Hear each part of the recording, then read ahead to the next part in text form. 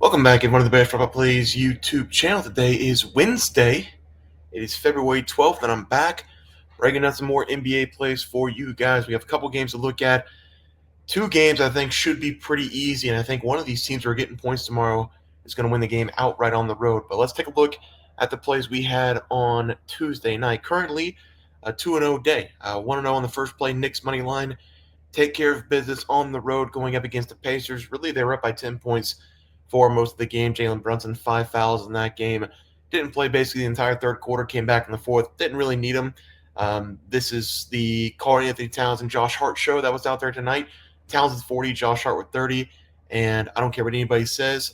I'm going to stick with my initial instincts and say that Josh Hart is the best role player in the NBA, maybe over the last several seasons, but definitely this season. Had 30, had 11. I think he had 5 or 6 assists, and he was the reason they stayed in that game in the third quarter. Every time the Pacers got within 4 or 5 points, it was Josh Hart going to the rim, Josh Hart getting offensive rebounds, going for the tip in, Josh Hart making driving, cutting layups, Josh Hart just giving extra effort on both sides of the ball. So that's what Josh Hart does for the Knicks. The two wins were the Josh Hart points and the Knicks money line.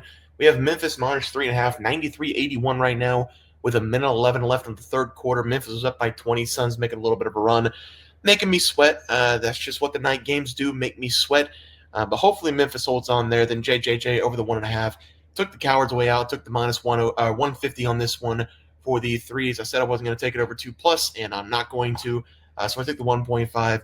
Doesn't matter. Took the Cowards way out, and he's still over 3 tonight. So hopefully he hits a couple shots in the fourth quarter so we can cash that one as well. Looking for the 4-0 day, which would be back-to-back 4-0 days, which would be very nice on the NBA side. But let's take a look at the games for tomorrow. This is the game I think there is a lot of potential for the Spurs to win this game outright. But because it's the Boston Celtics, to mean mad Boston Celtics, I'll take them to win this game outright, but I'm taking the Spurs with the 8.5 points here. The San Antonio Spurs have nobody on that injured list. They've got Victor, they've got Vessel, they've got Paul, and they have De'Aaron Fox with Harrison Barnes, who not a lot of people talk about, but Harrison Barnes, pretty good role player himself.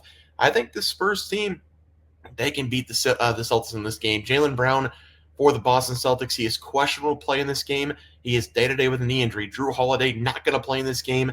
That was reported a couple hours ago.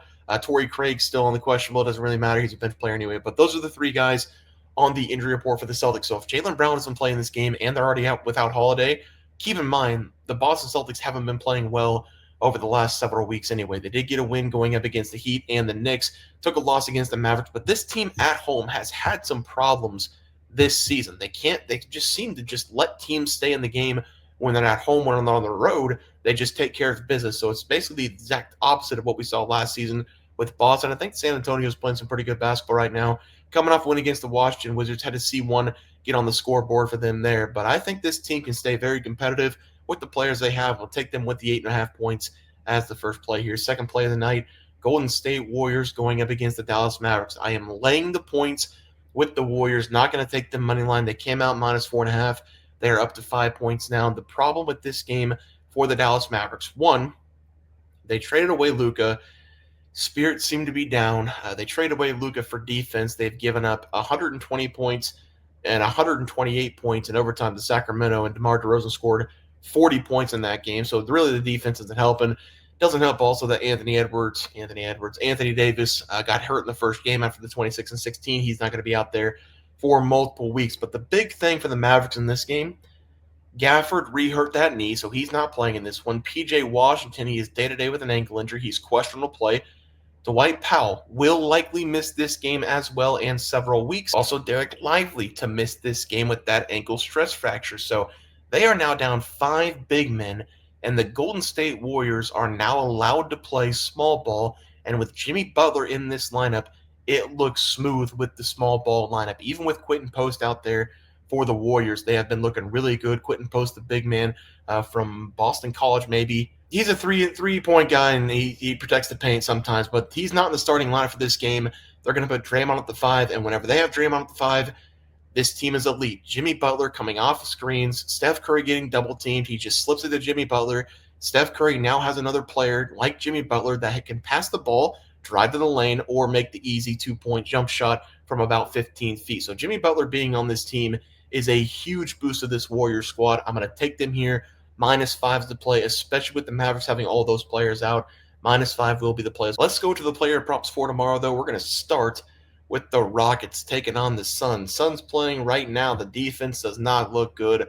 Almost 100 points now given up in the third quarter by this Phoenix Suns defense. Kevin Durant, Devin Booker, those guys are not playing defense at this stage in their career. We're going to take Jalen Green here over his total points, 20.5. I'm hoping he's only averaging 21.4 on this season. This is an up-and-coming star in the NBA. I really think he's already there. He makes some of the wildest shots you've ever seen in your life. He reminds me a lot of Jordan Poole, except he's 1,000 times better than Jordan Poole in basically every aspect of the game.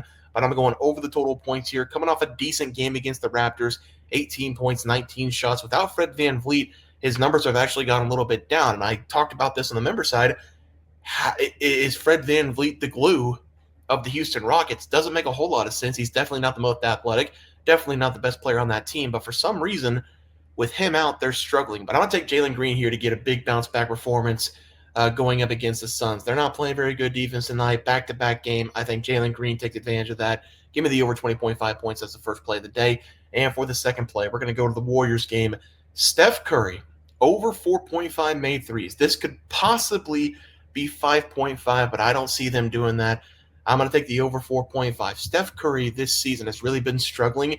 23.3 points per game.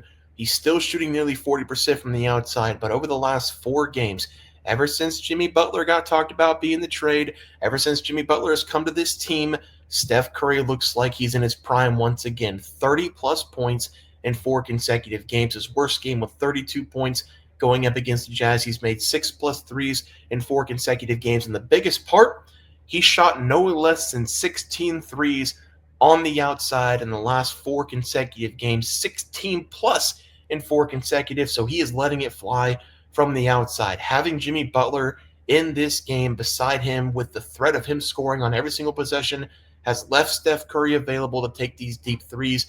And whenever Steph Curry is free to take threes, he is the most dangerous player in the NBA. Give me the over 4.5 made threes going up against the Mavericks as the play. Let's go to the NBA recap.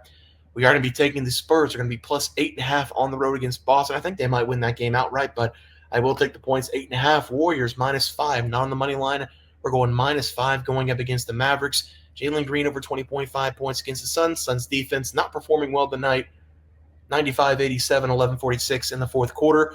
Hopefully the Grizzlies put it on them here in the fourth quarter. And then final play, Steph Curry over 4.5 made threes. 16+ threes in 4 consecutive games. Love those shot production numbers. And he's just on fire right now. 30+ points in 4 straight. Give me the 4.5 as the final play of the day. Guys, it's going to do it for the NBA picks and props for Wednesday, February 12th slated games. If you guys enjoyed the content, please share all against video and subscribe channel below. See you guys next video, and thanks for watching.